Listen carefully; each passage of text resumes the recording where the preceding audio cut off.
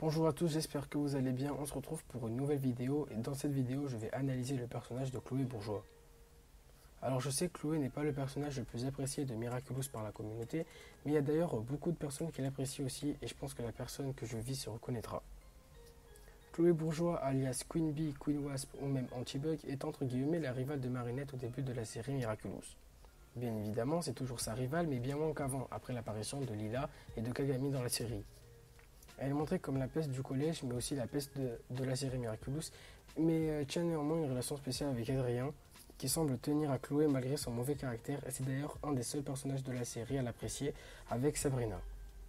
Chloé reste néanmoins un personnage ayant eu une évolution dans la série, et au début c'est seulement une peste qui ne pense qu'à elle, mais plus tard par la suite on apprendra qu'elle est super fan de Ladybug, au point qu'elle voudra sauver Paris à ses côtés en étant transformée en Queen Bee. En étant Queen Bee, Chloé tient un ton de super-héros et délaisse un peu son côté de peste et méchante. Elle obéit aux ordres de Ladybug comme nous avons pu le voir dans l'épisode Miraculeur de la saison 3 où elle n'hésite pas à attaquer Mayura lorsque Ladybug le lui a ordonné.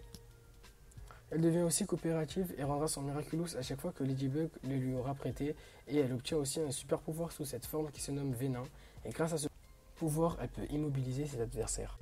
Plusieurs personnes n'ont pas fait attention à ça mais Chloé est dotée d'une grande capacité mentale.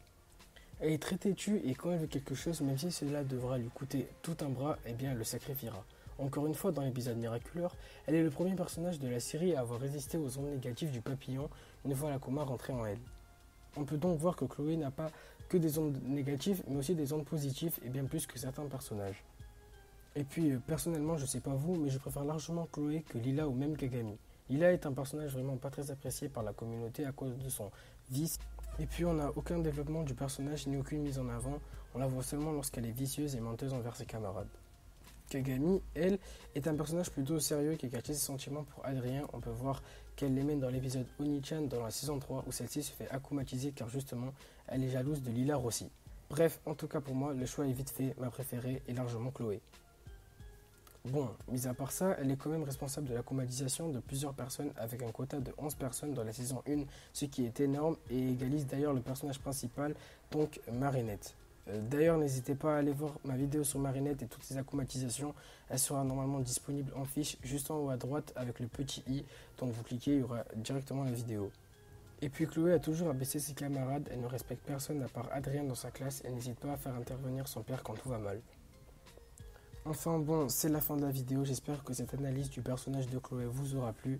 N'hésitez pas à lâcher un gros pouce bleu, ça me ferait super plaisir. Et moi je vous dis à très bientôt, ciao ciao.